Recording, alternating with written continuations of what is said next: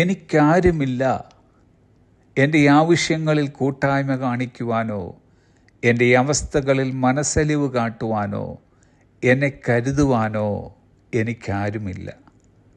എൻ്റെ ആവശ്യങ്ങൾ കണ്ടിട്ടും എൻ്റെ അവസ്ഥകൾ അറിഞ്ഞിട്ടും എൻ്റെ പ്രിയപ്പെട്ടവർ പോലും എന്നിൽ നിന്ന് അകന്നു നിൽക്കുന്നു.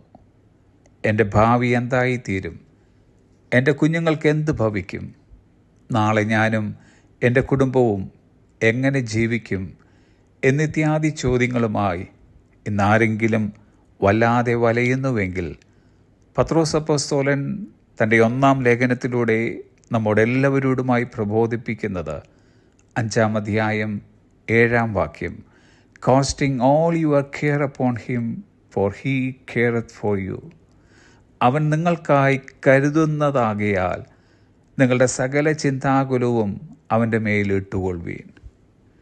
കെയർ എന്ന വാക്കിൻ്റെ ഗ്രീക്ക് പദമായ മെരിംനായുടെ അർത്ഥം ചിന്താകുലം എന്ന് മാത്രമല്ല, ജീവിതത്തിലെ പ്രശ്നങ്ങളുടെ ബലമായി ഉണ്ടാകുന്ന കഷ്ടതകൾ, ബുദ്ധിമുട്ടുകൾ, സങ്കീർണമായ സാഹചര്യങ്ങൾ എന്നുകൂടിയുണ്ട്.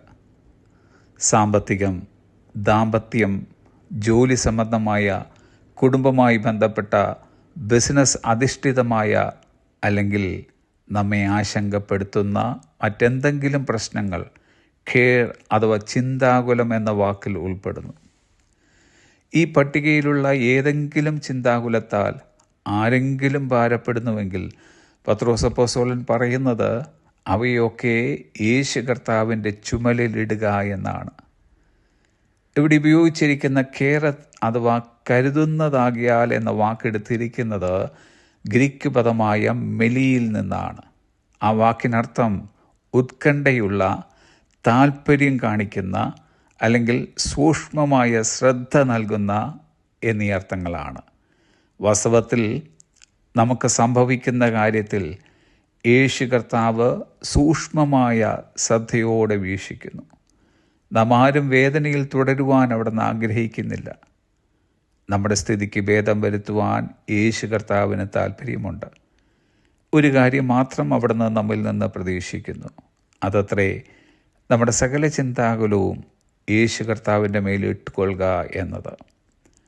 നാം ആരും തനിയെ വഹിക്കേണ്ടതല്ലാത്ത ഒരു ഭാരമാണ് ഇന്ന് നമ്മിൽ പലരും വഹിക്കുന്നത്. യേശു കർത്താവ് ഇന്ന് നമ്മുടെ അരികിൽ നിന്നുകൊണ്ട് നമ്മോട് പറയുന്നു, നമ്മുടെ ചുമലിലുള്ള ഭാരം കർത്താവിൻ്റെ തോളിലേക്ക് മാറ്റുക.